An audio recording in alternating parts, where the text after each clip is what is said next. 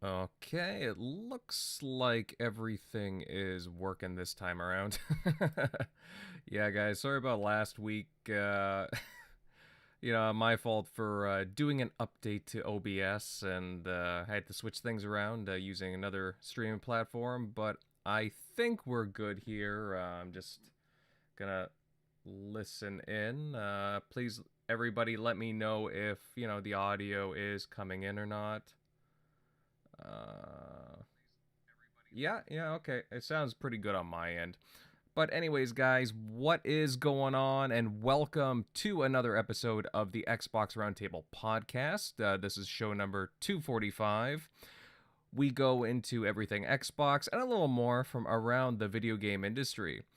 This is Invader, and naturally, it's great to see you all here as more people start filing in. Hey, you Fuzzy, how you doing? Pixel Slappa, buddy, what's up?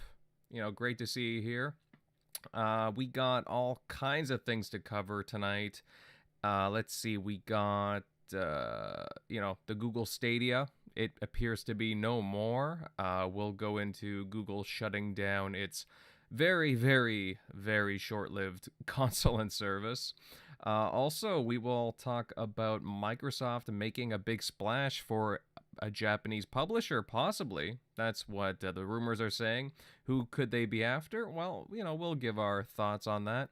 As well, lots of talk surrounding 343 Industries moving on already from the Subspace engine and more. We will dive into that. However, let me introduce everybody on the show tonight, starting off with, but yeah, sorry, Centurion. I don't know. Oh, that's all right. Otherwise, sorry, just to continue on from what you're saying, how is the past week going for you? Doing pretty good, man. Productive week. Got things done.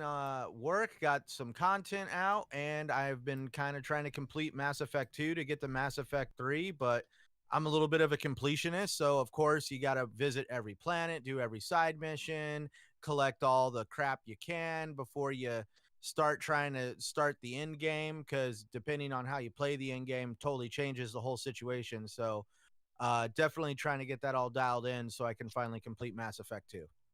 All right, very good, very good. And of course, since we missed you there because of the audio blip, Crusader, I know you're at a wedding between two friends, but yeah, please repeat your intro for us. Yeah, this week was good. Had a wedding for two of my dearest friends in the whole wide world this weekend. That was really good, really good.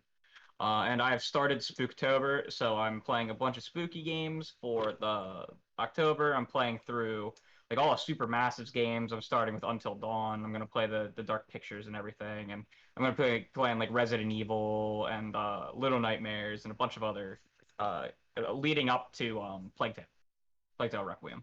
So excited for that. Oh, of course, yeah, yeah. Nice. I've been playing through a bunch of Deathloop, and if anybody's been watching my channel recently, I've been doing all kinds of achievement guides for that, achievement and trophy. And let's see, moving on down the list here. Eric Shockley, buddy, how's the past week been for you? Pretty good. Ready to get into these topics, but yeah, makes me sorry, who just said it? Was it Centurion or but I'm thinking it was like I need to get back to that Resident Evil remake. I think I was like halfway through, so it's probably a good month to finish that out on the GameCube. So All right, good to know, good to know. General MLD will be joining us shortly, fellas. As well, Timmy, I believe, is going to be here tonight, so don't worry, we should have a full house as far as I know. But a reminder to everyone just to share this show out and to give it a like. And hey, every little bit helps. And we would love to have more people here with us just to join the conversation. And of course, we appreciate it all here. But guys, let's see what to start off with. All right. Well, we will start off with some news that's been making the rounds, and it seems like Microsoft are not well. They're just not going to be stopping their acquisitions. With the Activision deal still going through the ringer, it seems like they want to make a big splash in Japan by buying a big publisher or even a couple of smaller studios, but it seems like they have their eye on something really massive. Now, this comes from Imran Khan during the latest Giant Bomb podcast, and he stated that Microsoft talked with major Japanese publishers about acquisitions. I can't speak on how far those conversations got, but they are very clearly interested in some Japanese publishers and smaller studios. So, I mean, take it with a grain of salt, but some interesting reports coming out there. Eric Shockley, buddy, I'll kick things off with you on this one. We know that Microsoft and Xbox, they're very active in securing Eastern content, specifically from Japan. What do you think about Xbox trying to court these publishers, like a well-known one? Do you think that there's one specifically on their radar, or is it just like anybody? Yeah, good question. I mean, if I had to think, just kind of going back to like the past ones that they've done, I mean, Sega in a way would make sense, obviously, since there's been, they actually helped bring like Final or Fantasy Star Online to the West, and I think I've signed other deals for trying to branching out their games, or their I think there was that project they had that we still don't know about, but that they've signed deals to use Azure for the cloud services. So I mean, that one would kind of make sense since they're already having some ties there. And if it's just one that those things where you sometimes it's more of a perfect storm, like trying to see which one it's going to be. Like with Bethesda, you kind of clearly saw signs that, hey, either probably they're going to cut some of the fat, or cut some of those studios loose, or possibly just shrink down a little bit. If and then you're seeing that, and then okay, well, we could get bought out, and then okay, then we have the funding, we don't have to worry about closing down studios or kind of trimming them down. So I think that's kind of a good sign as far as like to pinpoint which one it's going to be. But I could definitely see them like starting off with some smaller ones. Obviously they already kind of have Tango with, because they got Bethesda. I could see them maybe like seeing if they could start small, or either grassroots ones, or take ones that are already kind of doing their own thing. Kind of like trying to think of that game. Obviously, I don't even think it's a Japanese developer. I think it's either a Korean developer, but I'm just that in general, just like more of a Asian feel. What's that game? They just changed the name. That's supposed to be a PlayStation exclusive now. It was something Blade, I think, but it used to be called something else. But I could see them taking like smaller projects like that, where it's a smaller dev making, it's kind of that mid-tier, like AA, but kind of like Hellblade, where it's like, hey, it's AA, but it could give the presence of a AAA game. So I mean, that would kind of make sense, kind of doing that type of deal, which they've kind of done anyway with some of the other studios that they've acquired, other than like Ninja Theory. So that would definitely make sense. So that way, it's not like someone trying to shut down. Like if they try to go after like Sega, obviously it might be harder for that to go through in Japan. To get that to go through and regulators and all that. Whereas if they try to get a smaller studio, kind of like how probably Bethesda acquired like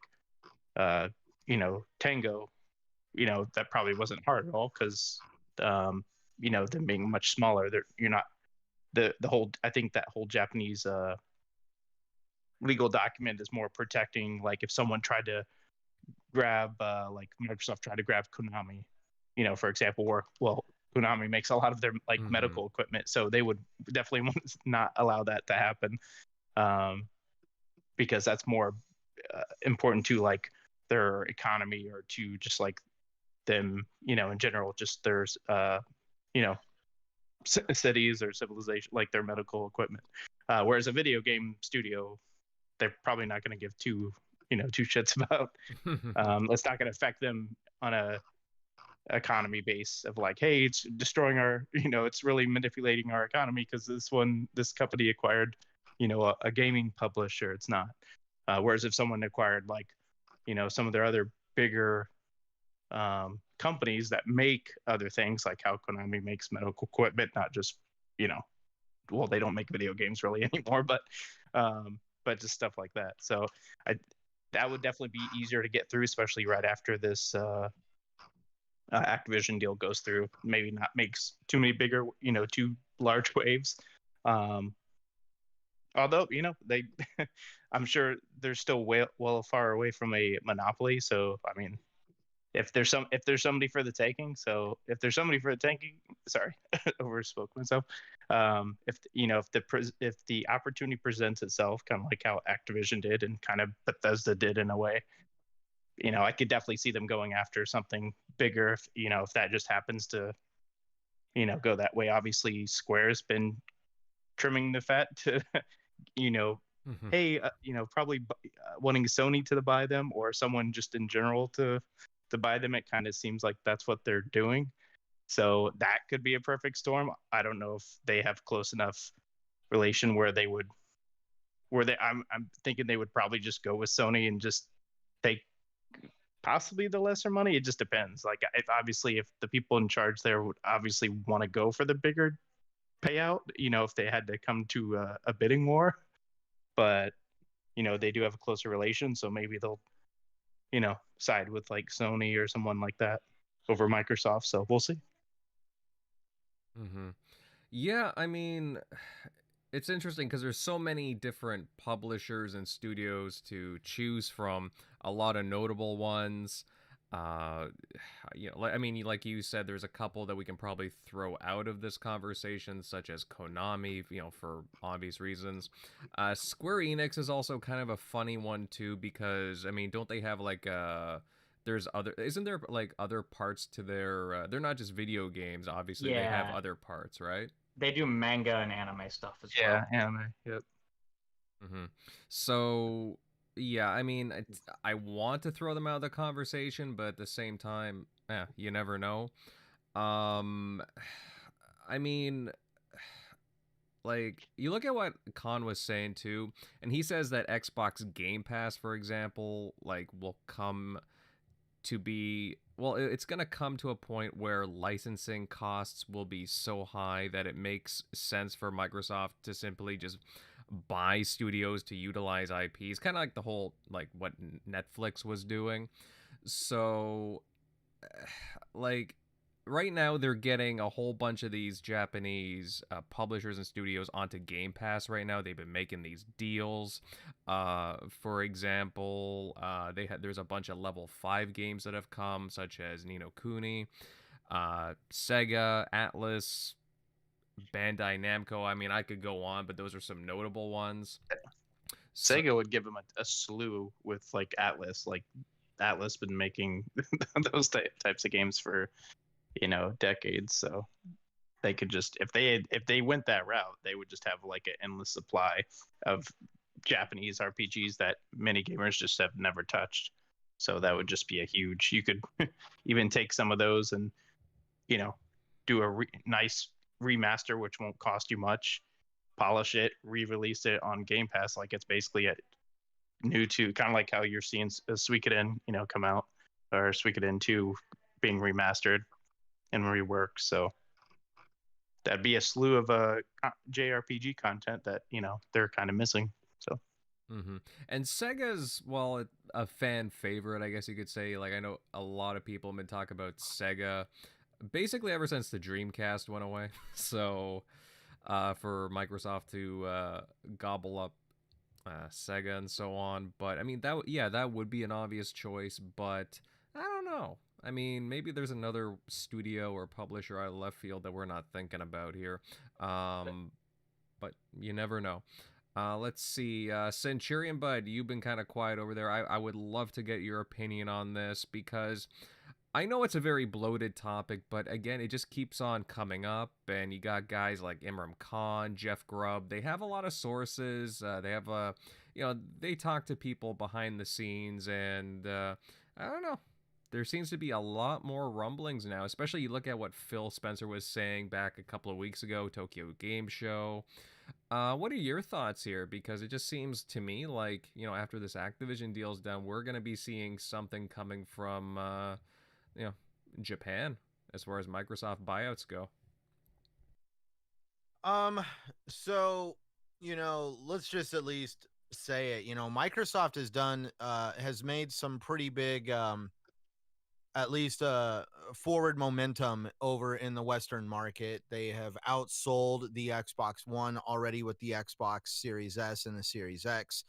Um, we also know that Microsoft in the end wants Game Pass to be like that major household item that everybody needs to have, so that way uh if we really think about it, like back to the original Xbox, the OG Xbox, the main reason why Bill Gates signed off on that to even be created was because he wanted to have a basically a foothold in the living room, and that Game Pass is something to that testament of where we're starting to see televisions that have the Game Pass app. There's rumors about a dongle that will come out eventually that you'll be able to plug in the back of your TV and have access to Game Pass.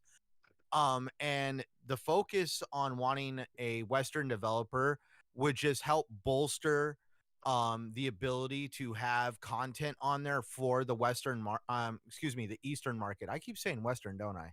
Yeah. So I mean the Eastern market, my bad. And that's where definitely we already know that Microsoft has been heavily invested in the Western market. One of the big shortcomings for Microsoft when it comes to being too invested into the Western market is me and Stubbs have talked about it. Stubbs is over there in the UK, so he hears a little bit more from that part of the world. And Microsoft has a big problem with localization, with being able to create games from that are basically voiced and everything that, and so that way it appeals to the people over in the Eastern markets. They don't want to have a game that has like pretty much horribly acted out English that has no merit to their culture over there. And so this is something that I hope Microsoft is using as a step in the right direction. I think this is something that they already wanted to do, but when the situation with Activision totally came out of left field. We saw Activision being served with lawsuits from numerous government agencies for all the things that Bobby Kotick and the leadership over there have let happen under their watch. The unionization of Activision with the developers over there. It was a perfect storm to create a very unforeseen opportunity, and Microsoft was there to hop on that opportunity as soon as they saw it occur, which is where I think that they probably paused some of the direction that they were already looking to make over in the Eastern market. And now we're starting to hear those rumblings that once the Activision deal is done, that they're probably going to go back into that mode of where they wanted to continue what they started. And there's definitely a market for these games. There is people that ask for games of an Eastern nature. They have a different play style. They have a different way of creating stories and art. And there is a big portion of the community that would love to see this come to Xbox in a much larger role. For years now, we've seen Sony dominate the gaming industry with the fact that most of the Eastern gaming world publishes games on the PlayStation. And this is where Microsoft can really kind of start correcting some of that and getting some of those titles here on the Xbox ecosystem. And yeah, Microsoft, this is where I know people can say, well, why don't they just pay for licensing and, just buy these games the same way PlayStation does? Well, Microsoft is not PlayStation. They have a total different way of doing business. They have a different goal set than PlayStation.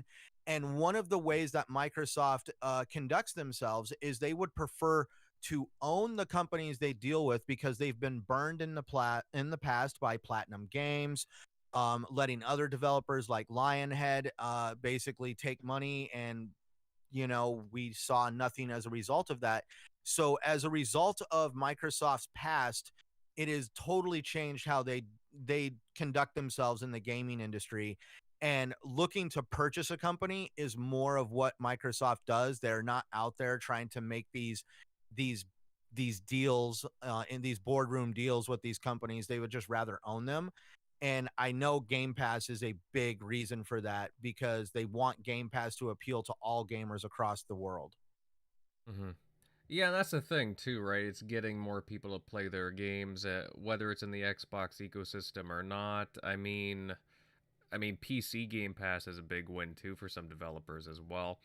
Um, yeah, I mean, over the past couple of years, I would say the last 2 or 3 in particular, Xbox has really made strides with like Eastern games. There's been a whole bunch of Japanese games slowly but surely. I mean, I wish the process was a little speedier, to say the least. I mean, we've kind of known, for example, that Persona was coming. There has been lots of little teases, but finally, we're getting some Persona games coming. I think one's coming in November, if I'm not mistaken. No, it's this month. Oh, it is this month. Okay. Mm-hmm. Yeah, Persona 5 5. Royal.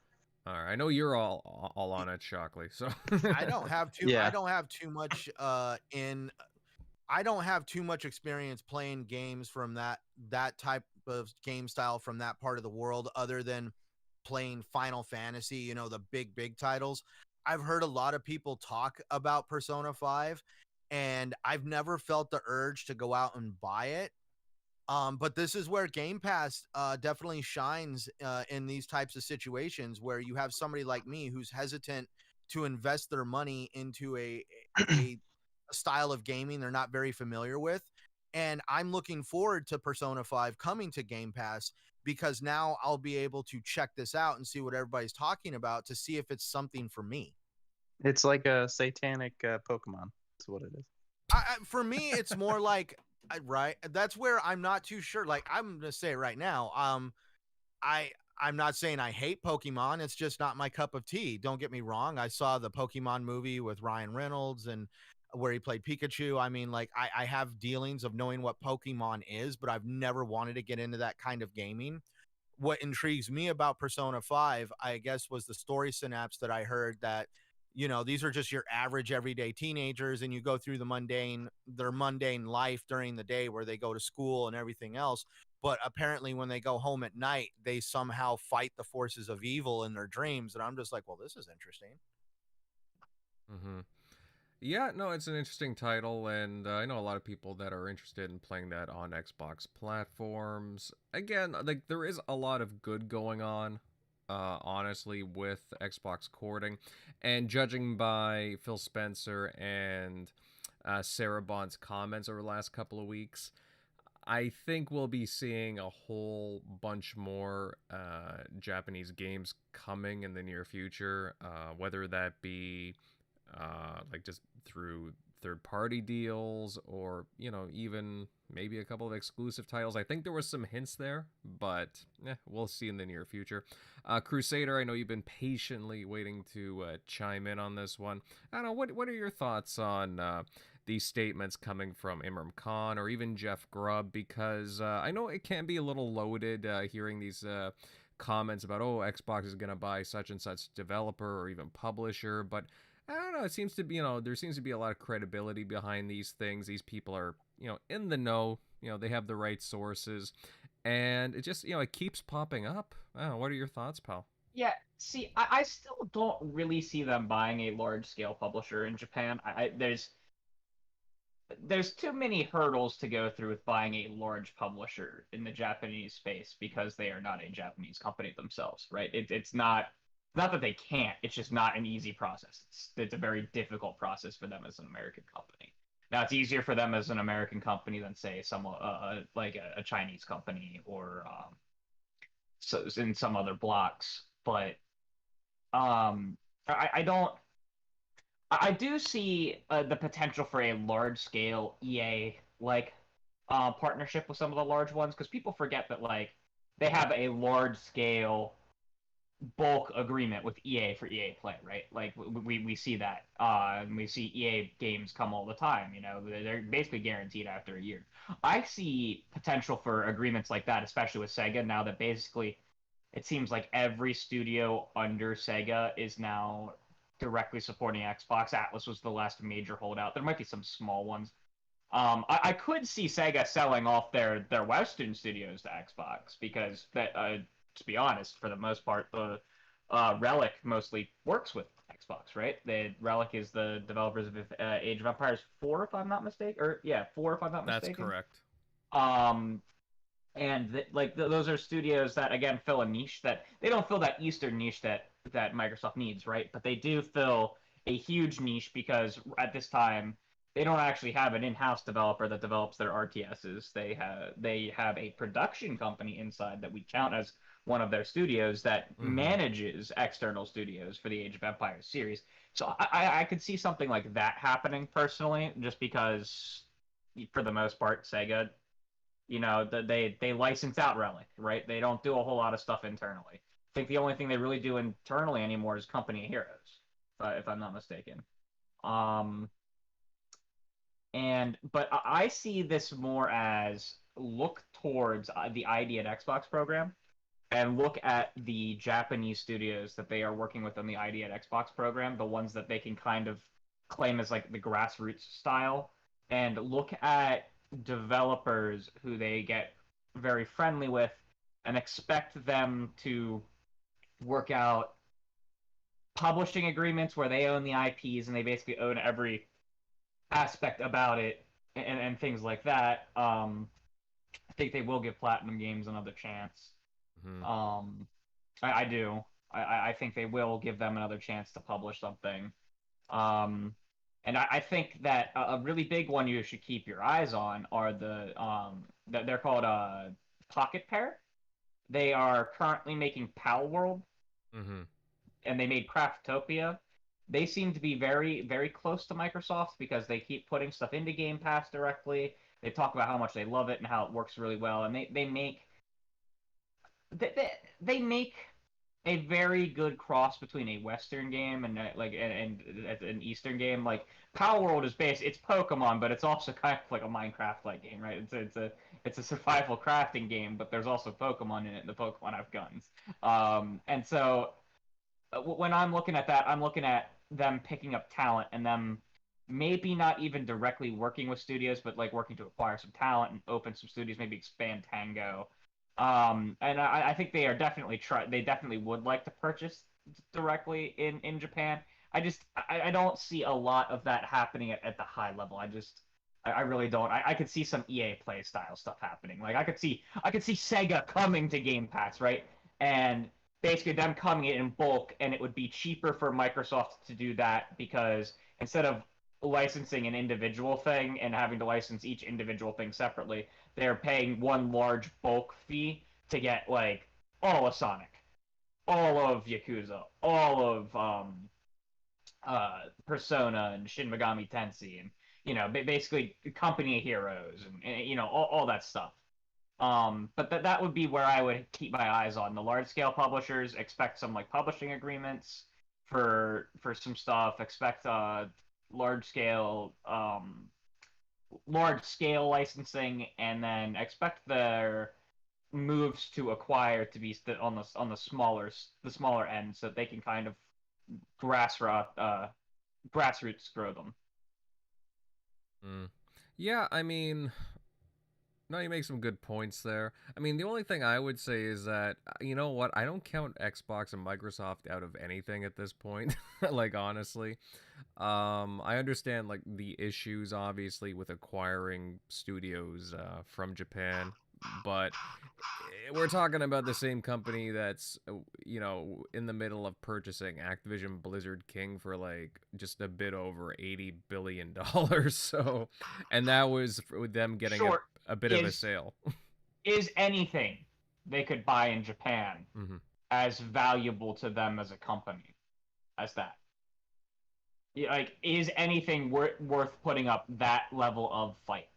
because that's the level of fight they'd have to put up with the Japanese government. Mm-hmm. Right? Yes. Like that. And so, is anything worth that level of fight for anything that big? And that's the question you got to ask. Mm-hmm. I mean, Sega and Xbox do have a very good Yeah. relationship, and again, there was, back in early November, I remember us reporting on something that, they, what was it? I forget the exact nature of it, but there was like a closening of the companies. Yes. So they announced a partnership for Azure for them to use in their super game project. Yeah, that's right. I believe is what it's called. I believe they call it their super game project. It's supposed to be like a big live service game. Supposedly, I believe the first entry in their super games project is supposed to be from Creative Assembly, I think. Maybe, yeah. Um, and I've heard it might be related to Jet Set Radio, but that also might just be a totally different thing. I've heard that something's up with Jet Set Radio. So, but yeah, so they partnered, and I believe Sarah Bond is the intermediary, not someone on the Azure team directly, but it is Sarah Bond from Xbox that's supposed to be their intermediary, and they're supposed to be using Azure to make this project work and happen. All right, that's very interesting to know. I mean, okay, Sega, as it was mentioned in the chat, they have a lot of IPs, a lot of valuable Yes. IPs. So, I mean, I could see Xbox going after them. If there was one big publisher that they would really be determined to get, it would probably be them, in my opinion. I mean, Capcom would be great. Capcom would be a great get, but I mean, I just find them to be closer to Sony nowadays, anyways. Um, I wonder actually how much Sega would be nowadays, anyways. Is there a? I can look up their public value. Just give me a minute. Yeah. I'd be curious to see what their valuation is presently, because Xbox is just sitting on Microsoft, just sitting on a load of cash at the moment. One publisher that I think would be very interesting to get is, and it was mentioned in our group chat, we brought it up earlier, Level 5. I mean, not the largest out there, but they got some interesting IP. Like Ni no Kuni just came onto Game Pass not too long ago, and it's been having some pretty good reception. I think they do the Professor Layton games, if I'm not mistaken. Also known for Dark Cloud. There's a few different things, White Knight Chronicles and so on. Just, I don't know, that's one that I would keep my eye on personally. Again, I don't know their valuation, guys, so don't quote me on that, but I just think Level 5 would be an interesting get for them as well. As far as I know, Level 5 is privately held. Oh, okay. And I know that Sega, as far as I can tell, their market cap is 3 billion USD.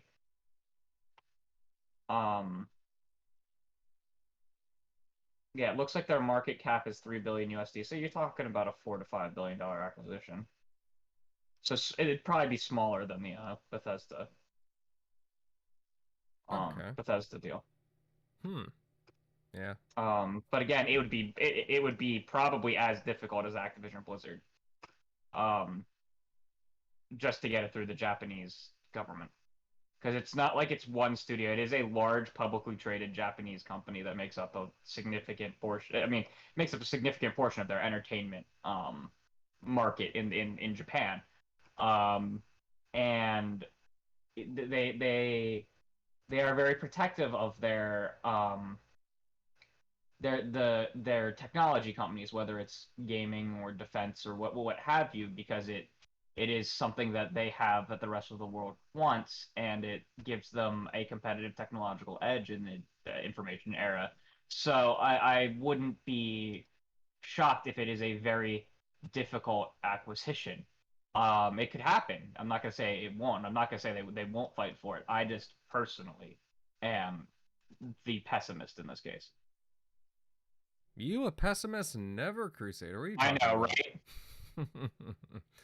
right? Actually, interesting comment in the chat. If do you think if Xbox were to attempt to do that, or Microsoft, that Sony would try and block it? a la No. Activision? The only reason they're trying to block the Activision, they're not. You'll notice that none of PlayStation's arguments about the Activision Blizzard deal actually focus on Activision Blizzard. They focus specifically on Call of Duty because Call of Duty is their biggest moneymaker, right? They're not even. You'll notice that their language, until very recently, and even still, it's they're not even trying to necessarily move to block it. They are trying to get a good consent decree as powerful as possible, right? And I don't see them doing the same thing with they just haven't done enough with Sega lately. I think they would do it if they were trying to buy Square Enix, right? Because Square Enix has made up a large portion of PlayStation's exclusive offerings, right? Not just their marketplace, but exclusive offerings that PlayStation has tried to make it like this is why you should get a PlayStation, right? They've teamed up with them for Final Fantasy. So like I would definitely see a fight over Square Enix, right? A big one. And there could be a fight over Sega Sammy, but I don't think it would be necessarily a PlayStation moves to try to block them. I think they would move to try to counterbid. They have the money where they could counterbid for Sega Sammy. They could take out the loans, and that would be a compelling offer in the Japanese space because you have a Japanese company. PlayStation itself is headquartered in San Mateo, but Sony as a company is headquartered in Tokyo. So it would be a compelling counter offer, and they could easily raise the loans to do it. So I wouldn't see them so much move to block as maybe move to counter offer in that case. Okay. All right. That's an interesting take. Yeah, I could see that. Guys, any other thoughts on this? Centurion, Shockley, anything else to add, or can we move on here? No, I think that's pretty much it. All right, sounds good, guys. I mean, we could go down this rabbit hole for a while. I mean, who's Microsoft gonna buy and so on. But I think there are a couple of standouts. I think we all have in mind. I'm pretty sure the chat would chime in on that too, as they have been during the show. But it's gonna be interesting, especially whenever the Activision deal goes through. I think Xbox. I don't know. I mean, they've been surprising me. I didn't think that they would go for Bethesda, like ZeniMax as a whole. I didn't think that they would go for Activision Blizzard. Who knows? Who knows who they'll go after next? I mean, I could see a bunch of smaller studios like a Platinum and a few others, or White Owl, like really tiny, or Expand Tango. But again, I don't count them out of anything anymore. Sega would be great, and a few others, but that's just me. All right, guys in the chat and everyone listening, again, thank you all for being here. If you're enjoying the conversation, then please smash that like button and sub to the channel if you're new here. Again, we like seeing the new faces, and we'd love for you to stick around. And yeah, also, guys, share this out. Let everybody know that we are live. All right, and let's see. We got more news from the past week, and oh yes, I'm pretty sure you're all gonna love this. Google recently announced that it is shutting down the Stadia game streaming service and system, like the console itself, on January 18th, 2023. So only a couple of months away. Wow. The hardware and games will seemingly be refunded, which, I mean, hey, that's a good thing, right? But a lot of people are not too happy about this. I saw some devs, a lot of developers just taken back. But yeah, let's go straight into this. Centurion buddy, I think I'll hit you up first on this one. What do you think of Google's announcement about the Stadia services just shutting down? I mean, I guess we shouldn't be too surprised here, considering that they shut down first-party development not too long ago. But I think this took some by surprise anyways. My comment is wah wah wah. No, I'm not trying to be that mean, but dude, I'm sorry. I'm not trying to be an ass, but if you are a developer and you are making for Stadia and you're going to claim this came out of left field, you must not have internet access because, again, I'm not trying to be mean, but like you said, they shut down first-party studio content right off the rip. They actually dissolved a really good studio, Typhoon Studios, responsible for Journey to the Savage Planet. Am I getting that one right? Yes, Yep. and Okay. you love that game. Yes, I still need to play their DLC, Hot Garbage, and that's what it's actually called, Hot Garbage. But I have it. I need to play it. But yeah, it was actually a very fun game. Very very unique. I enjoyed playing it, and when I heard that Google bought them out, I was like, well, great. I might end up having to check out what they do over on Stadia, and then they're like, well, we're stopping all first party studio content creation for gaming. So guess what? Yeah, there goes Typhoon Studios. Shut door, axe them, they're done. And they were an emerging studio. It was actually kind of very BS in my opinion that happened to Typhoon. And I mean, we should have seen like Phil Harrison coming up on that stage that one day going, oh yeah, it's going to function like this, it's going to have YouTube connectivity where it's going to stream right to YouTube, all YouTube integration. They made all these promises that never crossed the finish line. They launched a game. Stadia launched without the ability to even purchase games on the store. You had from Stadia, you had to either log on to your computer and purchase games from Stadia there, or you had to get your phone out to do it. They just had a lot of issues when it came to launching Stadia. The only good thing that I have heard about Stadia was just how flawless a lot of the games played. I've heard a lot of, because I never played Stadia, but I heard a lot of people that I watch on YouTube talking about how Stadia actually functioned better than xCloud. The games had a lot less lag. They were a lot more fluid and stable. But that was like the only really good thing that I heard from people that had Stadia. I mean, I have a friend, Masked Mayhem, who bought, I believe, 2 of the oh my god, what was the kit that they launched with? It came with a controller and all sorts of other stuff. It came with like a controller and Chromecast. It was like some kind of launch kit. He got 2 of them to check out Stadia, and even he was a little unimpressed. And that's where I feel bad for the developers in this situation that were crafting for them. Because I mean, like I said, you should have seen it coming, but at the same time, Google should have at least been communicating. Google has pretty much, I'm not trying to be blunt, but I mean, they've been lying to their developers. They've been lying to the consumer. Everybody came out and said that, no, we're not shutting down Stadia. It's fine. They've been promising all this stuff to these developers. And then from some of the rumors we're hearing, literally some developers found out from a lot of the developers, and even people at Stadia that were part of the project found out from news articles and stuff on YouTube and all, basically the places you shouldn't hear that your job is coming to an end. They're finding out from these back end means, because Google didn't flat out tell them. From what I've read, Google told the people they needed to 3 hours before it went public. It really stinks that literally a lot of developers are going to get burned out of this deal, and Google is going to continue being Google. But I think it's also really ironic that Google didn't stick with this. They've tried to come out and say that because, the minute Xbox said they were buying Bethesda, the rumor is that, the team over at Google was like, all right, we need to start, ramping down Microsoft One. They got Bethesda. No, the gaming market is much larger than that. They had something unique with being able to do game streaming.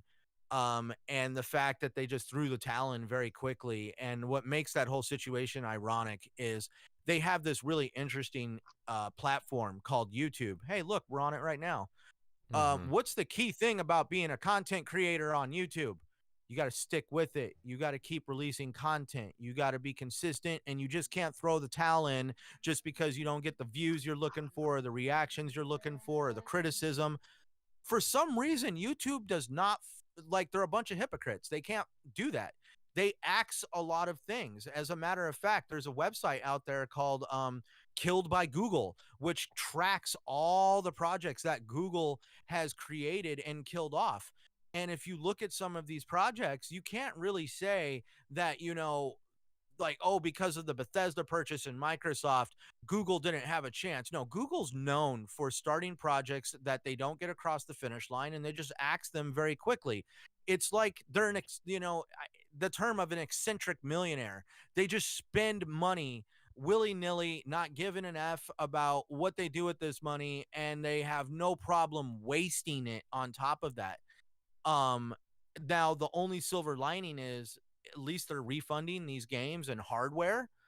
But I've also seen people that I guess there's one individual that invested like 6,000 hours or something like that into Red Dead Redemption 2. Yeah. And now he's like trying to like hit them up on social media to get them to find some way of creating a game transfer system that would basically allow him to transfer his saves to whatever, like to Steam or something like that. So this is going to be a very interesting time going forward with what is going on with Stadia. And it also leaves a black eye to the concept of DRM, digital retail, buying games digitally and feeling like you own something with a digital license, when honestly this is just adding to the situation of, do you truly own it? Because when these companies decide to say, screw it, we're shutting the doors, again, cool, you got your money back, but what about all that time and effort wasted on some of these games that you're not going to be able to transfer your save files? I mean, I'm curious to what other people on the panel are going to say about this situation, because I've been listening to a lot of different takes in the community on this whole situation, and it just seems really crappy that this is the direction that Google decided to go. They didn't give these developers a chance to kind of a way to like pivot and continue releasing these games elsewhere, or being able to sink money into releasing it on a different platform. This came completely out of left field for a lot of people. Well, yeah, I mean, I saw a few developers chime in, a few hours after the fact, and they were like, well, we're releasing a game on Google Stadia within the month, and we had no idea, no clue whatsoever. So, Yeah, the CEO of No More Robot says they have a game coming out in November, and they're afraid they're not even going to get paid for it. Yeah, and that's the situation. Like, I believe I know that's one of the developers I read about. It might be the one that made the comment of, I guess so. This is the way Google would pay for some of these games: is you would get reimbursed based on play hours on Google Plus or whatever their version of the subscription service was. And basically for however many hours of play that people put into the game on the subscription service, they would get a paycheck as a result of that. And this developer actually came out and said that with this paycheck, he could have recovered all his development costs. And because this is no longer like, nobody's going to go and subscribe to something that's going to shut the doors literally 3 months from now. No one's going to go. No one's going to buy a game on a system that's going to like shut the doors 3 months from now. They literally just nixed this dude's source of income for his entire company. And now he needs to figure out what direction he's going to go and how he's going to be able to recover from this. Mm-hmm. Yeah, no, and it's sad to see, because you think that they would be a little more transparent, but I hate to say it, but sometimes that's just how it goes with these kinds of things. But to me, I mean, I saw the writing on the wall when they were shutting down their first-party studios. So, they didn't really have much stake in the game. I mean, I really can't explain it. They just really don't stick with some of these products of theirs very long. I mean, you think that with all they invested into the Stadia, that they would have stuck around with it for at least a generation, but not even that. Not even that. It just came and gone. Wii U lasted longer. I think the Microsoft Zune lasted longer. Oh boy, now there's a reference. Yeah, that's what I'm just saying. Like, I'm very shocked that's why I use the term eccentric millionaire, because I mean, literally, that's millions and millions and millions of dollars just basically flushed down the toilet, and the Phil Harrison and the rest of the guys over at Google are like, oh well. I think the N-Gage lasted longer. Shoot. Phil Harrison. Nokia N-Gage. Yeah, that's right. I had to process that for a second, Eric, but yeah, I remember that. Actually, Ouya had longer support. Yeah, I was gonna say Ouya too. Yeah. Yes, to play phone games on your TV. Soulja Boy had more. You stuck it out longer. Wow. We're gonna bring up Soulja Boy. Oh no. The Soulja console. Oh yes. Man, I always wanted to try that Google Glass, but they gave that up too. Yep. Yeah, they give up a lot of freaking things. It's like we're almost to the future. Like that would have been kind of sick to have, all basically what you would see in sci-fi movies where you have like all of your media content right at your like iris. To me, it reminded me more of Mass Effect, like when here's a reference for Crusader, like with Garrus walking around, that eyepiece that was always showing him data. To me, that's what I was like, dude, that's Google Glass right there. Yeah. Yeah. Now, Eric, since you're chiming in here, what are your thoughts about Google shutting down the service? Because, you just listed off a couple of consoles and pieces of tech that, again, they didn't last for very long. Stadia just, it's just going to become a small memory for people at this point. What do you think about the announcement? Yeah, it kind of sucks. We've kind of been seeing this go this route, obviously, since they kind of started to shut down overall their production or studios. But yeah, it's kind of sad to see anybody have to start looking for a new place to work, or have their stuff they've been working on shut down. So that sucks. But yeah, hopefully they'll land on their feet, or with I'm sure Microsoft still needs more people to build up their cloud services or games that they have an idea of, and there's a lot more developers making those types of games now, obviously with what we think with Kojima, the game he's trying to develop. So I'm sure there's many more publishers that are kind of going that route, thinking of games that they can make that are more cloud based. So hopefully there's a market for that, and they land on their feet. But yeah, kind of sucks. But we've kind of been seeing this coming. I think most of us thought the second they had the Stadia presentation, it seemed cool from that first presentation of hey, they're making this seamless, and it's this jump to going from your PC to your browser. It's like, oh shit, if they pull this off, this might rival what Microsoft's doing. But then in actual action, it didn't seem like it was that seamless. And then they just bowed out super early. I don't even think they even really gave it a real try. They could have got some heavy hitters. They could have got a Bethesda when Bethesda was looking for a buyer. They could have been right there and bidding with Microsoft, or done it before Microsoft did it. Or heck, imagine if Activision, if they had just stuck it out even longer or started later, and then they could have just got in and swooped in and took Activision. Imagine that, and they have you buy those games with Stadia. They could.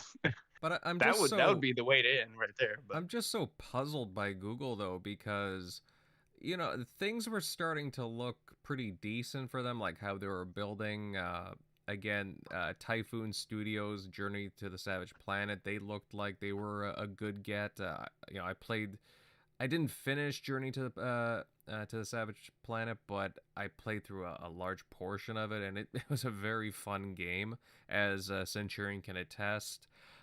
They had Jade Raymond working internally for them, as well as a few others.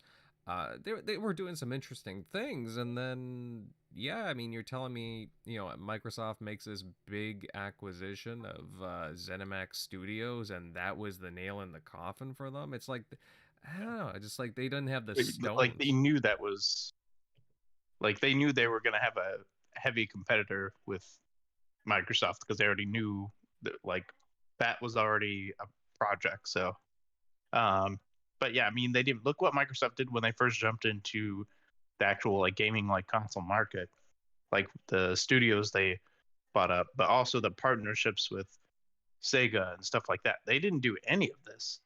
So it's like,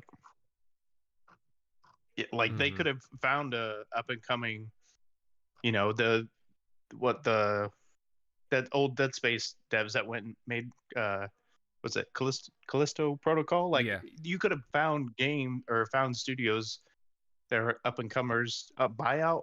What do you call it? From EA that makes Apex Legends. Because EA had just recently acquired them, but Mm-hmm. to actually buy them out. Google could have just gone in there and done that. Like they could have like, hey, here's a shit ton of money. EA hasn't made that offer to you yet. Here, come and work for us. Well, And you're already making games that are kind of fitting our mold. I know they had It a makes couple of sense. deals. I know they had a Yeah. couple of deals, like the Quarry, I think, was supposed to be Yes. a Stadia title, but then yeah, who was it? Take-Two got it as soon as yeah. Yeah. So was High on Life. Oh, High on Life was another one? Mm-hmm. Oh, wow. I did not realize that. That's Damn. where they should have went for big heavy hitters, like a Respawn, like something like that, where you had obviously Bungie wasn't Bungie when Microsoft acquired them, but still that was just one of very many um, publish or studios that they went and bought, and then also published a lot of like Sega's content, which was still big at the time. So I think that's when they announced Stadia. Like, okay, what are your exclusives? And sure, they had like a few things, but it was like they were more like, hey, those are more like games that hey, those games came to Game Pass this week. Okay, cool. Maybe I'll check Yeah. them out. That's Yeah. what they were. They weren't. Holy shit, you got Halo that's revolutionizing the whole console multiplayer shooter market.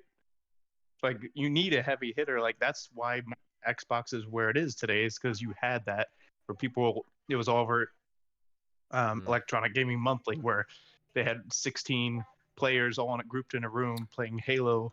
Well, not only that, People, not only it's that, Eric. I mean, like, okay, they were very sparse when it came to any exclusives, but then they were getting titles that were like from last generation onto the yeah, platform. Like we're talking about like 8, 9 year old games, and it was like, I not that I would.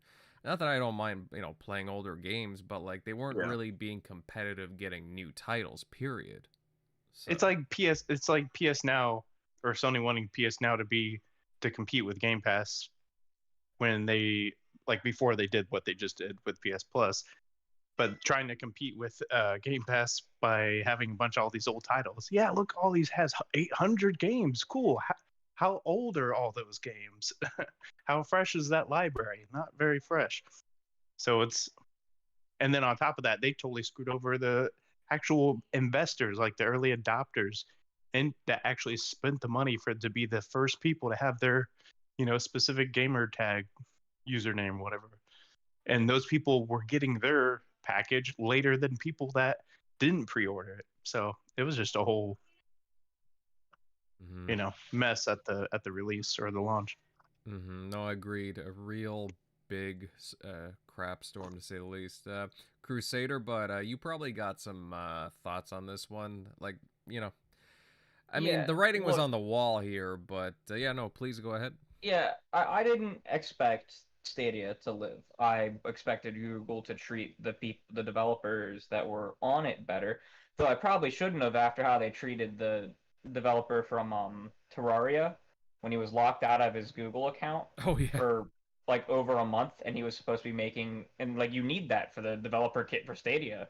and he kept reaching out to them, and they just didn't respond to unlock his account, and so he just broke ties with them completely and said he would never work with Google again. So like, yeah, probably, the fact that they developers who are bringing, I mean, Terraria is not an individually expensive game, but Terraria is a very popular game, right? Like, it is one of the best-selling games of all time.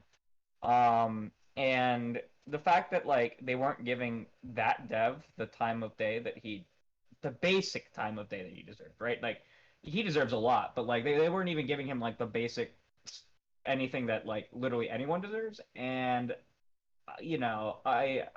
I'm not shocked that they did this to people. It's awful, right? That like indie publishers who are bringing their games there for the to Stadia just didn't find out at all.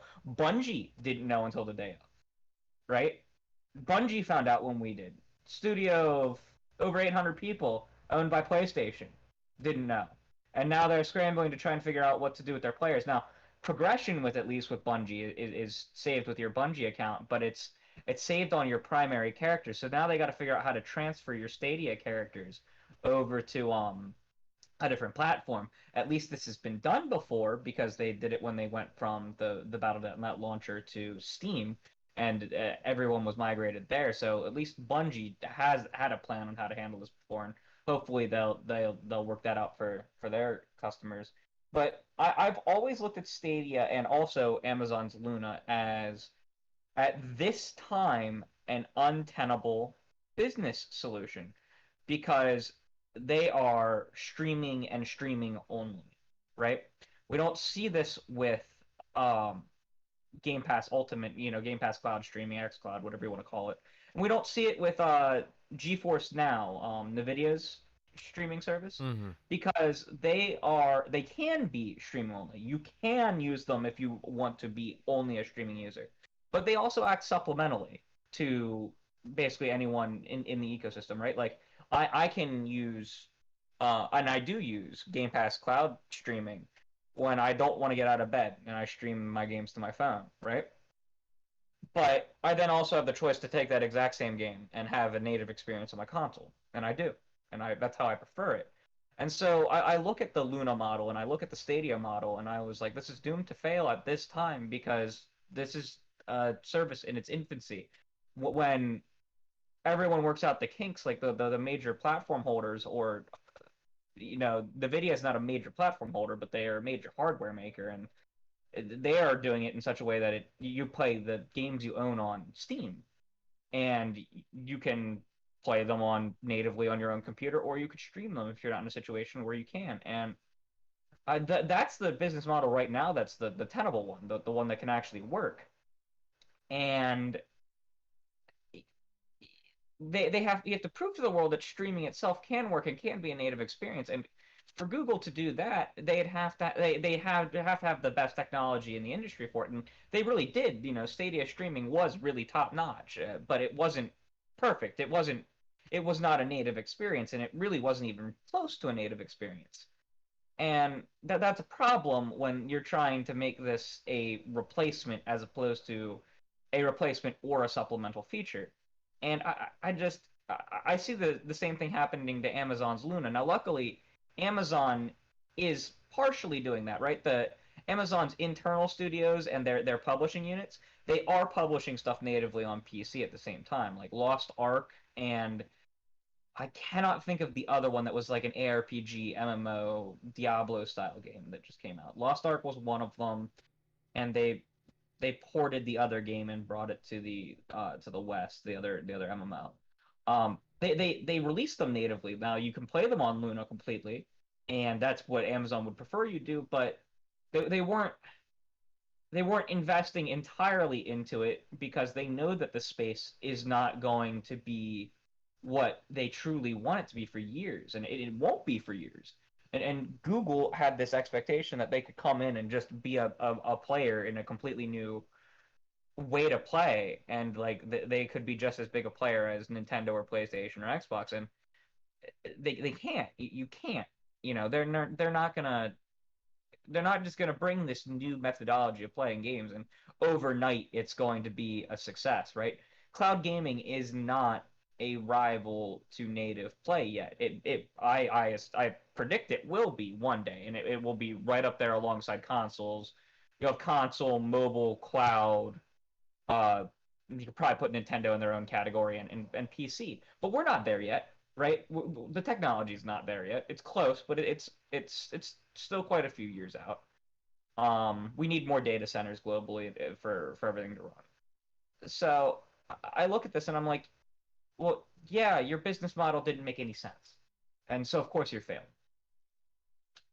Um, and like I feel so bad for the indie, specifically the indie developers, for the Ubisofts of the world, the Rockstars of the world, even Bungie.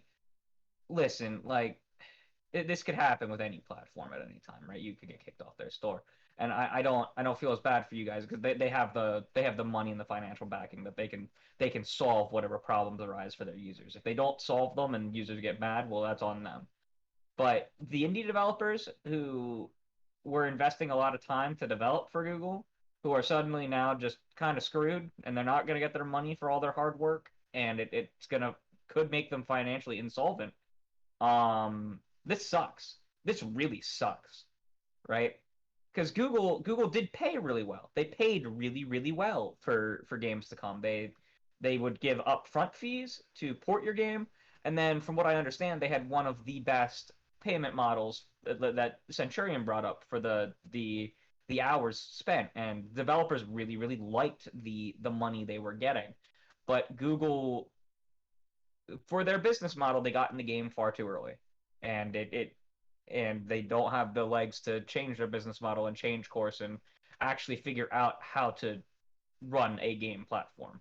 Amazon, I think Amazon will eventually make it. Their business model is currently not sustainable, but I think they accept that. And you know, with like GeForce Now, even PlayStation's PS Plus Premium, and Game Pass Ultimate cloud streaming, they all have a significantly tighter business model, especially for a time period when you're trying to prove people it works. Because, well, you prove it to the people that are going to use it supplementally first, and then you can get your dedicated streaming only people. And Google just didn't want to do that. It just didn't. If they'd released their games natively and could kind of like offset, you know, sell everything natively first, like Amazon's doing, then maybe they would have lasted longer. But they just couldn't adapt their business. Yeah, no, I just find it weird that, like, you know, within a year of buying Typhoon Studio, it was just, you know, oh, we're closing you down now. Oh man, no, I just, you know, it just makes you feel sick to your stomach. I mean, you know, that sucks. That really sucks. And for these developers that are trying to figure out what the heck is going on,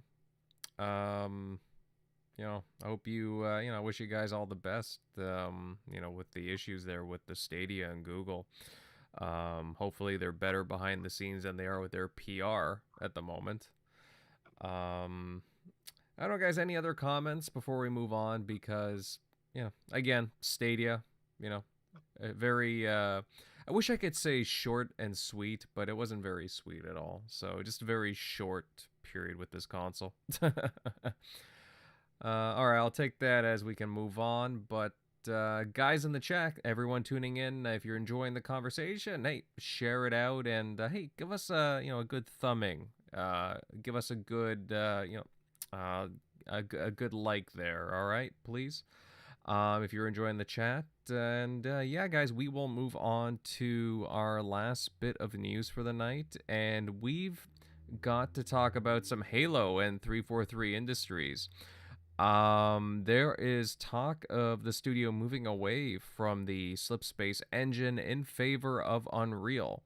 As well, the rumored Battle Royale mode by Certain Affinity would be on it, if I'm not mistaken. You know, there's a lot of things going on here, a lot of moving moving things with these rumors. But journalist and insider Jez Corden seems to have corroborated a bunch of things, along with Halo content creator Sean W. Crusader, Bud, what do you think of all this talk with Slipspace and a new engine? We know changes are happening at 343 Industries, but, you know, would they ditch an engine that they put a lot of effort in to retool? So, from what I've been able to gather, I've been talking with like Jez Corden publicly and privately. I've been talking with a bunch of people publicly and privately that Microsoft is very unhappy with the state of 343 currently, and I don't want to say they were shaking up, right? Like Bonnie Ross was set to leave, and I've heard that may be for reasons other than they just don't want to write 343 anymore. I've heard that there might be some other reasons behind that as well. Not even because they might want to move her somewhere else. And I've heard that they are very, very, very unhappy with how Halo Infinite performed, and basically they want to alter the entire course of what 343 is doing. So, and I've also heard that they are very unhappy with the state of the engine and how impossibly difficult it is to actually develop for, even though it's brand new. And it's not really brand new. It's essentially a new version of the Tiger engine that they were on. It's a modern version, a very modern version, but it's like going from Unreal like 3 to 4, 4 to 5, right? Like it is there's a lot of there's a lot of overlap and things like that. Like they didn't from what I understand, it is not a from the ground up new engine, right? It is Well, it's still the Blam mostly engine, right? From Bungie. yeah, I believe Bungie calls it the Tiger engine now, and that's what I refer to it as. I don't actually know what the name of it was before the split. What did you say it was? I thought it was called the Blam engine, but I could be mistaken. Yeah, that could be it. I know that Bungie refers to their engine currently as Tiger, and I know that it is an offshoot of their engine from their time at Microsoft. So that if it's called the Blam engine, then that checks. Um, so from what I understand, they are moving essentially away. Hey, they're going to support Halo Infinite until whatever the next thing is that's out, right? Like that's what I've heard. That along with these rumors, and I can't verify anything, right? I'm not out here. I'm not an insider. I speak to. There is no real such thing, but I do speak to people in my role as a moderator in r/gaming leaks and rumors. I do speak to a lot of people to try and get as much information as we can and make corrections to posts, and when we see rumors to try and either verify or debunk stuff. And like we thought this was an easy one to debunk, and it turns out that it was definitely not an easy one to debunk, right? There's a lot of things that imply that there is a massive shakeup within Halo happening. Originally, from what I understand, Halo the Endless was supposed to be within the Halo Infinite. I don't want to say the game, right? I've heard that it was supposed to share assets with Halo Infinite, that it would be like a standalone experience, but they share the multiplayer. But I'm not sure that that's the case anymore. I don't believe it is. I would assume that they are going to essentially soft reboot the franchise and everything but plot, because people did like the plot of Halo Infinite. The plot was great. But I've heard that it's going to be basically another soft reboot of the franchise coming up. They are moving. I've heard Unreal thrown around. There's been no confirmation if it's going to be Unreal. I believe Unreal was speculation by Sean W. Which the whole reason that I was very speculative and didn't believe this at first was because he was the one who's leaking. He's been very got a lot of stuff right, but he often mixes in a lot of his own speculation into stuff, and it's very unclear as to what is the rumor that he's posing versus what is his own speculation. And to my knowledge, Unreal is a speculation at this point. It is a understandable choice. I could also see them going with id Tech. They own the id Tech engine. I was about to say. We know it works very well. We know it works very well with FPSs. The only reason that I could see them going with Unreal is there are also a lot of Unreal experts within their studios, and Certain Affinity is an Unreal expert. They work with Unreal a lot. So it wouldn't be shocking to me to hear that they're moving to Unreal and Certain Affinity is taking a much larger role. We know that they were taking a much larger role as of earlier this year. They formed a large they quote deepened their partnership widely, and I would not be shocked if Project Tatanka is moved into whatever the next game is and we don't see it for a long time. A lot of people are going to be very upset with that. I think that ultimately, while it's very upsetting to see that all of this has happened with Halo, that we could ultimately just get something we as fans more deserve down the line if everything is shaken up and basically they start from, unfortunately, from scratch again. Because look at it's been a year and we have like no content in the game. We're still missing features that were supposed to be out with launch, Yeah. and so as much as it pains me to hear that all this crap is happening, right? That this probably is the correct play. Um, and I thought it was ridiculous because originally the original scope of Tatanka was that it was supposed to plug into Halo Infinite's Forge and it was supposed to work alongside each other. And Right. if it's being delayed out to 2024 or 2025, that implies to me that this has changed, and now instead of plugging into Halo Infinite, it will plug into Halo the Endless, right? That they are just shifting, they are pushing this back, that this new mode back to a game that they are going to hope will actually be successful. Um, and that is likely what is happening here, and it's probably for the best for everyone, right? Because Halo Infinite did some cool things. There a few cool things that I liked. I personally liked the rebooted story. I liked the campaign itself. Mm-hmm. But it did a lot of things wrong. The multiplayer had a great sandbox, but that's about all I can say that's good about the multiplayer, right? And I really, really hope that just something good comes out of it. Now, they could also be shifting the entirety of Infinite to Unreal. It would be absolutely ludicrous, but it's not impossible. It would take a lot of work. It would take a lot of rewriting, and it would essentially just functionally be a completely different game when we get it. It would play the same, right? They would make it play the same, but it would, and that would be years down the line. Maybe that's a thing that's happening. It's unheard of, but like a lot of Halo Infinite's development is kind of just unheard of. So I wouldn't be shocked to hear more and more and more and more crazy news about this for the next while, because it does definitely look like they're looking to massively shake up how Halo itself exists, what it is, and essentially what should have happened with Halo Infinite itself. Um, but we're now getting it now. That, you know, when I say now, I mean like it'll be the next one, which is so unfortunate. Mm-hmm.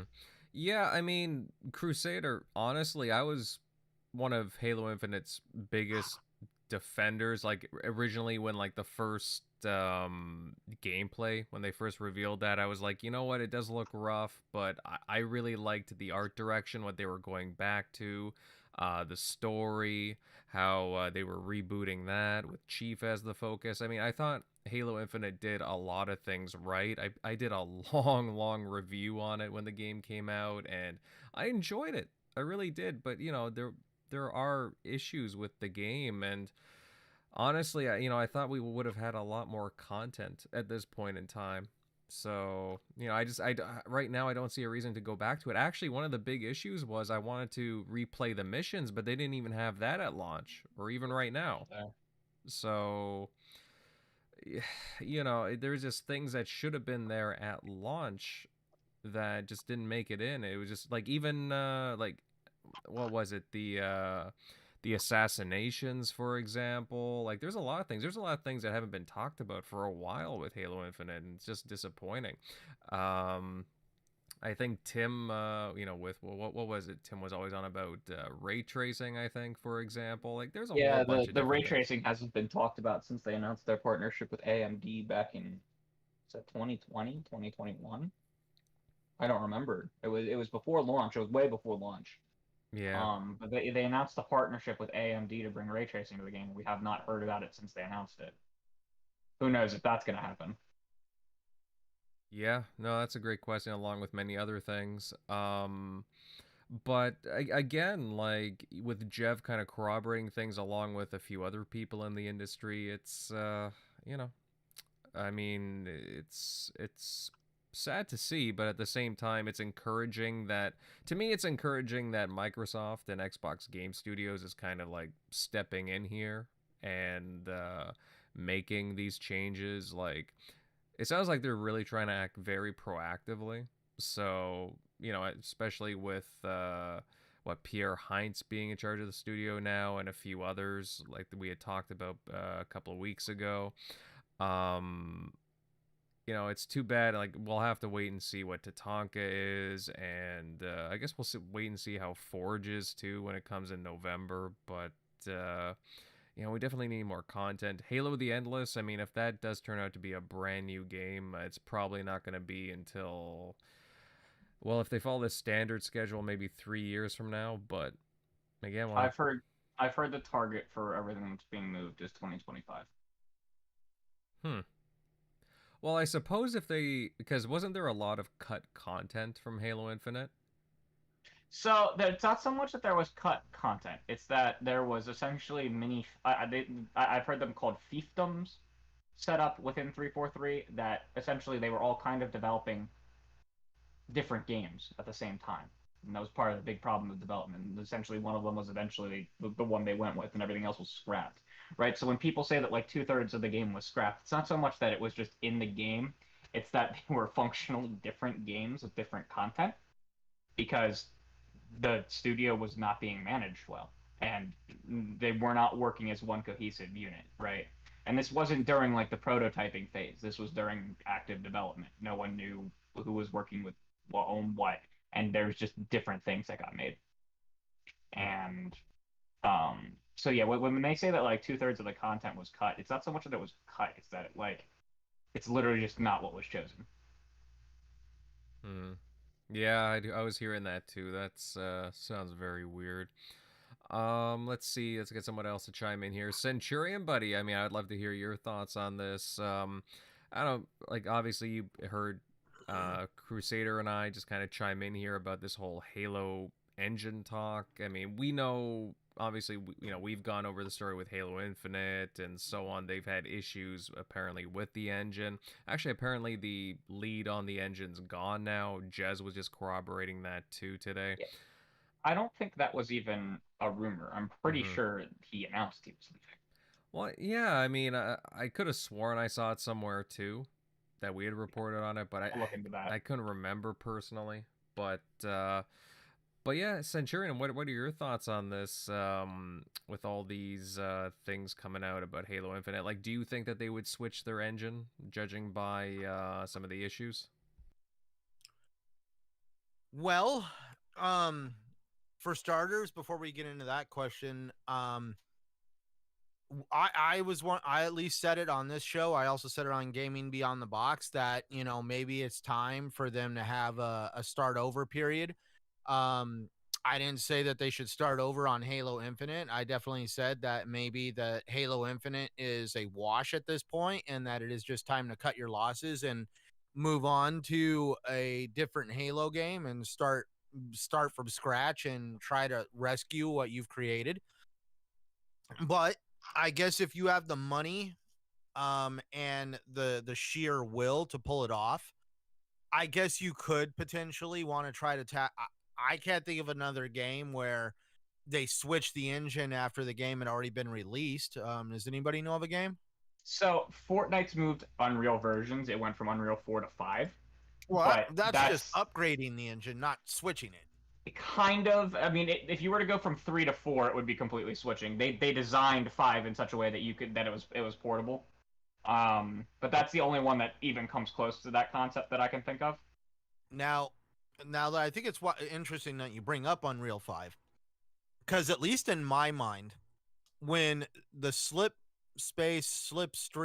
whatever the slipspace engine was created, Unreal Engine 5, I'm pretty sure was already being developed or was in the talks of being developed, but it really hadn't, come to fruition. And that's where we saw they definitely made this determination and decision to do the slipspace engine. And so, I mean, when you're going to invest that kind of time and money, you don't want it to be wasted. But now that they've realized that the slipspace engine definitely could be a big problem from what I'm hearing, it's hard to develop for. It's, like you said, built off of the original game engine for Halo.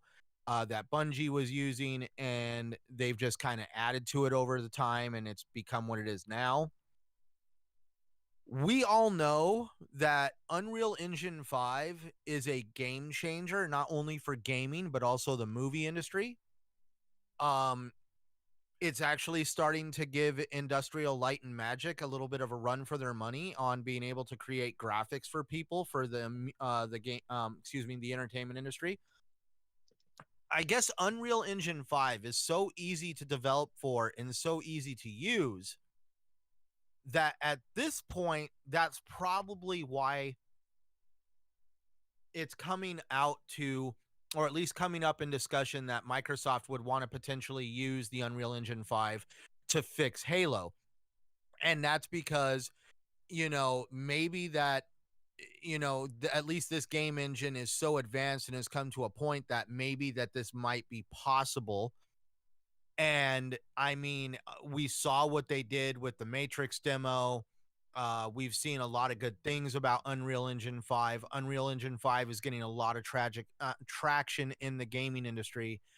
And that's where, at least in my mind, I guess I wouldn't put it out as like, no, that's impossible, because they have to do something to fix Halo Infinite and at least stabilize the game to get the game to where, I mean, let's face it, the game is not where the hardcore Halo community wants it to be. I am not part of that community, but from talking to people like Invader, Crusader, and other people in the community that are not happy with the state of Halo, I can at least say from the temperature of the room, 343 has effed up the Halo franchise.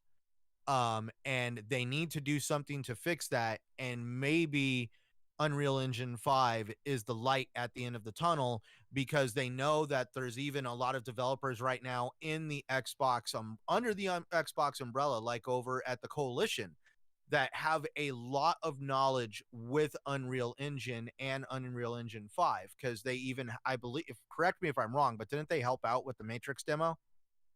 Yes. So Microsoft has has people that already work for them that are very, very fluent in Unreal Engine 5. This is why I can't just totally dismiss this idea as like, a pipe dream, because you got to remember, Microsoft has the money, they have talent. Halo, regretfully, is a shit show, so they have the time to fix it. And it just comes down to, are they just going to let Halo Infinite stay in the state that it is and move on to a different game, or are they going to make any kind of effort at all to fixing it? And if the slip space engine is the big hurdle to fixing it, then they probably are exploring the idea of moving to a different engine. And we all know that Unreal Engine 5 is a game changing of an engine right now. So that would probably mean that would be the one they want to use. At least that's my thoughts on it. Mm-hmm. Yeah, and it would be understandable too that they would want to switch to Unreal. Although, I mean, again, they have a couple of engines in-house too under Xbox Game Studios now. That id engine would be awesome. Like, look at Doom. Doom just runs so smoothly and looks so good. Probably missing a couple. They're on the top of my head, but They have it. So under Bethesda, there's Creation, id Tech, Void, which is an offshoot of id Tech that's used by Arcane. And I think that ZeniMax Online uses Unreal. And then under Bethesda games, or under Xbox Game Studios, they have Slipspace, Forza Tech, and then a lot of the studios use Unreal. And then Minecraft is not in an engine itself; it has its own rendering engine and everything custom to it. Yeah, and there's a lot of studios that use Unreal. Mm-hmm. Yeah. So I mean, again, it's understandable though. Yeah. I at least want to point out that it's already been seen, done, and documented with over at EA with the Frostbite engine, on how they like to force feed that thing down every developer's throat that works for them.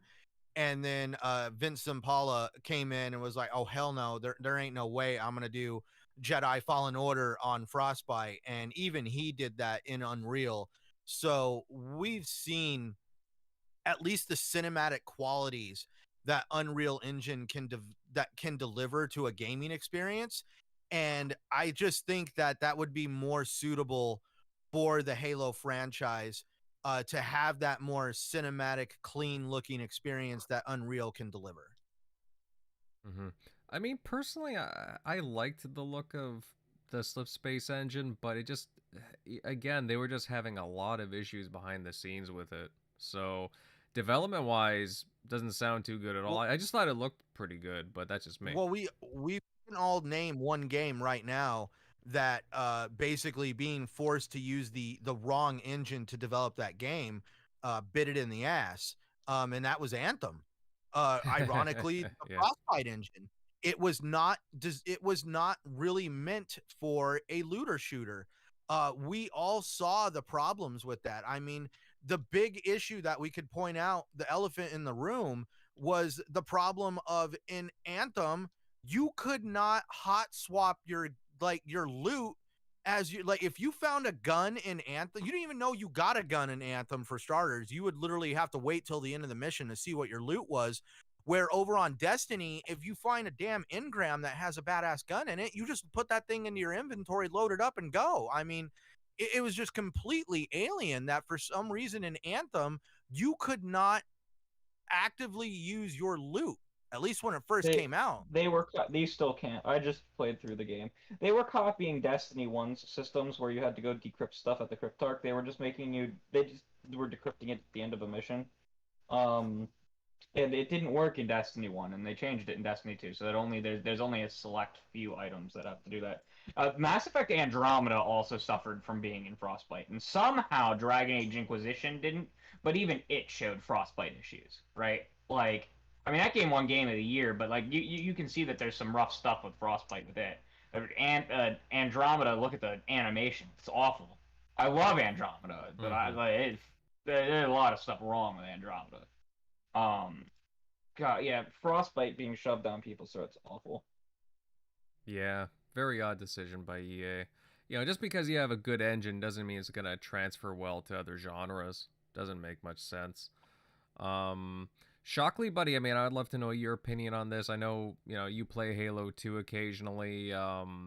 The Slip Space engine, there's some rumors going on around here that 343 might not be sticking with it. What are your thoughts here? Do you think if they're having engine issues that they would switch over to Unreal or hell, maybe even id? Yeah, I mean, maybe id, because I mean, or maybe they just need further help from some of their other studios, like I guess like the Coalition, because I think wasn't Unreal the first engine that they tried, and then that's why they made the Slip Space engine? Nah, it was originally going to be in the Halo 5 engine. Oh, okay. The older one. Oh, okay. I don't know where that was from. I thought they had tried tried on Unreal. Yeah, I thought I heard about that too, to be honest. I can look into that. I haven't, but that might be a thing. Mm-hmm. But yeah, I mean, obviously, if it's not working for them, or if it's making things more difficult, I mean, that would make sense because it's not as streamlined. Like you have Unreal Engine for the most, which was the most latest one up until I think the 5 that they just now people are starting to use, but like that was going for a long time, and probably where it started to where it was today for Unreal Engine 4, it's probably vastly different, has updates are easier to use, so things like that, if they're making their own Slip Space engine on top of developing the game at the same time, that part probably didn't make it any easier, and then if you run into complications, well, you don't have a whole team, so if you have issues with Unreal, you might have a whole separate team or people to contract out, that can help troubleshoot some of that. Whereas you can't really go out to like, hey, we need help with our own engine. So you're kind of stuck there. So, that's probably slowed some of their development, as well as just natural issues that they've had with doing the co-op and all that stuff, getting that to work in an open world space that they've never, touched before. But yeah, I mean, it's good that they're, if it's not working, you might as well stop, banging your head against the wall and, use ones that work. And now since they have id, who is really good, like with their engine and just their tech in general, that might be, somewhere to go to, just to see if that would work better. But I mean, they have so many tools in their wheelhouse now. So I mean, they could obviously. I mean, I would think they would have, when they tried to do Unreal, which I believe they did. They would have had expertise from the coalition. So I don't know if that's gonna work, but maybe Unreal Engine 5 would be easier to use, or yeah, try its tech and see if that works out better. Obviously, you already have Doom, another first-person shooter, using that well. So, but yeah, I think the next Halo game, being rumored as Endless. Obviously, that's gonna follow the storyline. So, hopefully that one is a continuation, not like at least I think they're still gonna do the 10-year thing. At least the understanding of when they talked about that before, because I thought it was gonna be. I don't know. Oh yeah, go ahead. No, I'm just saying I don't know. Think so. I don't think it's gonna. I know they stated that, but they've said a lot of things and they haven't stuck with it. So I don't think that, like, they might do some updates, some minor updates here and there, but like, so there is wiggle room. But I'll be honest with you, with so many changes that are happening at the studio, I can't see them as sticking to their original game plan. I was hopeful they were going to build out over like 10 years. I thought the plan was to, like, piece by piece, like, you have this open world setting, so you already have the first initial one, and then you build out the rest of, like, the ring. And then by the time you have 10 years, you have this, like, actual open world giant ring that they kind of talked about, like, in their early visions of the game, where you could just, like, go anywhere on this ring. Well, but in 10 years, you'd have that built out, where it's this giant open world ring that we could have never imagined. So that's what I thought they were going to do. I mean, they could still do something like that, but just to piece them all together. I think if they do, I think they will, at this point, if they're switching to a new engine for Halo the Endless and everything, I think that any expectation of the 10-year plan should be moved to that game. Not that Infinite will continue it. Does that make sense? Like, at this point, I think that they're going to support Infinite until they're at their next project. Yeah. No, it makes sense. Yeah. I just get this feeling that things have really changed there now, and I don't know, that whole 10-year plan that they talked about. Yeah. 10-year plans aren't always a good sign.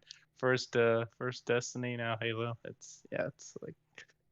Yeah, I really don't like it when they talk about, such a great length with a game or a project, because, like, then it puts way too much expectation on the studio to deliver for that. And realistically, just, like, really, who's gonna stick around for a lot? There's only so many games that can really do that. And it also brings into the question, again, can Halo be a live service game? And so far, they haven't been able to do that. So they just need to get that Forge going, and then the community will do just do naturally. What it always does. Creating content will, even if they can't, because there are only so many people at 343, even though as big as they are. When you have a community of millions of people that can take Forge as sophisticated as it's supposed to be and do crazy shit with it, they're going to make you endless content for your community. That's what they probably should have just straight out focused on that, maybe getting that out first, even before co-op, just because then that's building out, endless, content, just keeping people happy. Like, oh, let me go check this out because someone made this new, kind of like that's how we got, I think Infection was, through Forge. So your community's gonna do the work for you. So, but Well, that's been the frustrating thing too, is that people have been making these modes even before Forge was, officially revealed. Like again, for a couple of months beforehand, um, people got their hands on it, and they were making all these modes and maps, and everybody was just like, well, 343, show us something, and they have, and they're showing us little by little now, and I appreciate them doing that. But it's like, oh man, if we had all these, like, if we had like a bunch of pre-made Forge maps, and then like the community was to go nuts. I'm just talking about at launch. Like we wouldn't be talking as much about this, but that we've been stale for modes and maps and a few other things. It's just been really frustrating. So yeah, it's too bad they didn't have all these studios in place before this, because then they wouldn't have had to. Like they kind of had to put Halo out, because think about it, Halo Infinite was still not out, right? And they were still, hey, we're not going to release it until it's finished.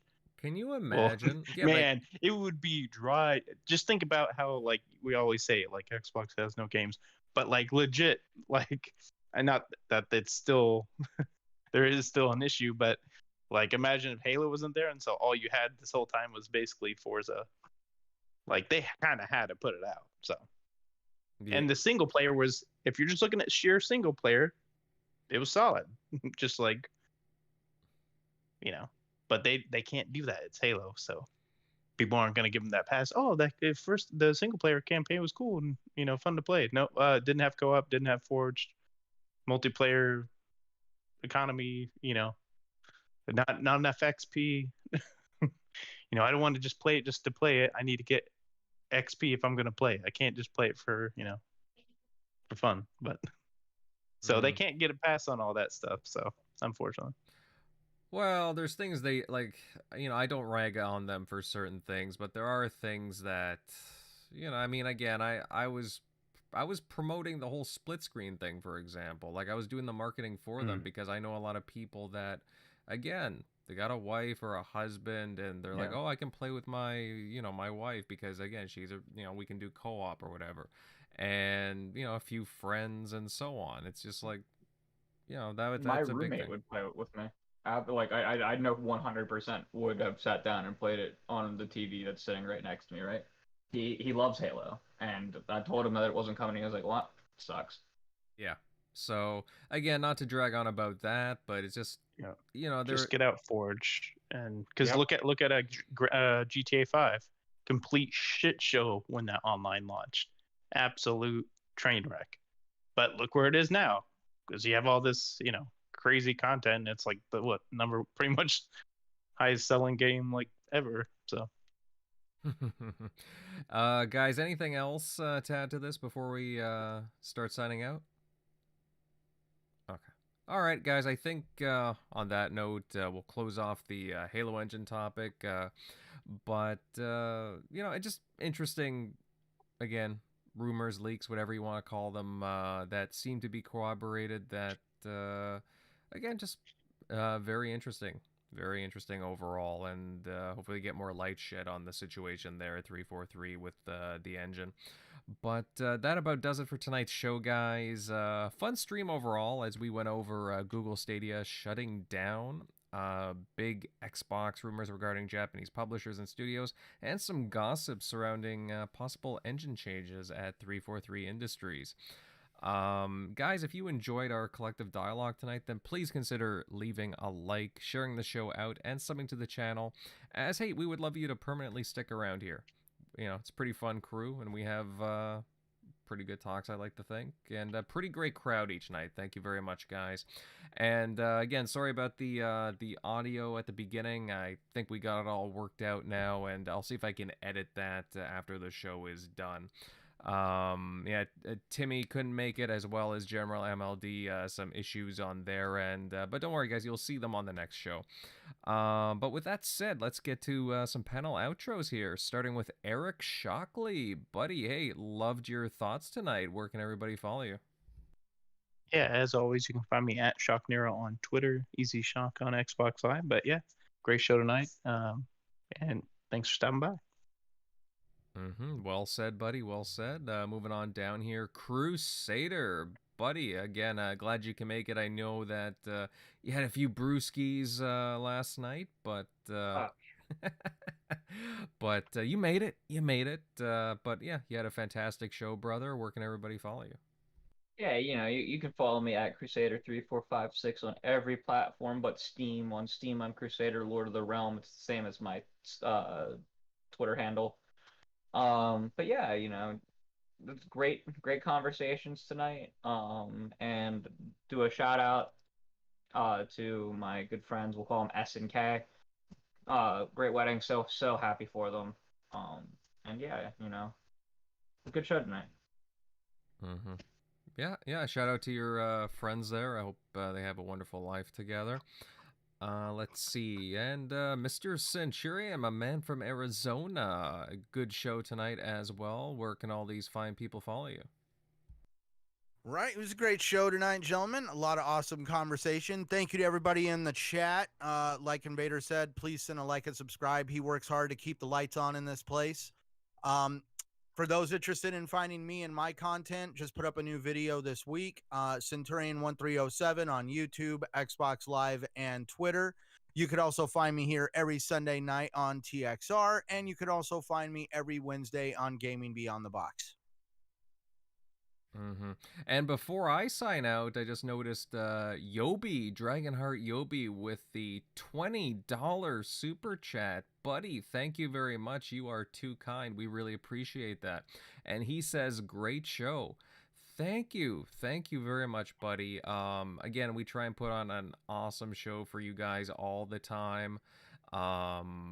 Obviously we focus on Xbox related topics for the most part, but we talk about a whole bunch of other things from around the industry, and I like to think we have a pretty good conversation that goes on, and you guys help it. You guys in the chat really do help bring out this show as well, and we appreciate every one of you, and that includes you, Yobi. Thank you very much. You're very generous with that super chat. But yeah, just to round out the panel here, guys, of course, I'm Invader, and you guys can follow my content on YouTube at Invader Gaming. I've been releasing some Deathloop achievement guides, trophy guides, so be sure to check them out if you're interested in finding out some tips on that. Also, find me on Twitter at Invader_1986. Fantastic show tonight, gentlemen, and we look forward to seeing you on here on the next one. Later.